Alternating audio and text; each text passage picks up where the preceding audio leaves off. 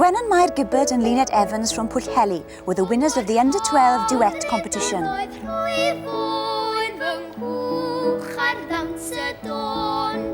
Gyda'r trai yr rawn eforio, awn ymhell ac ysgafron. Mor hyfryd i'w hwylio mewn cwch ar y don.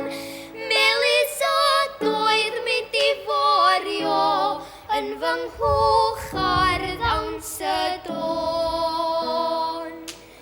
Gyda'r machlyd am dros lwybrau a'r y don i'r gorwel maith, a dros ymchwyd ofn y tonau, torw drwy ei hirwau llaeth.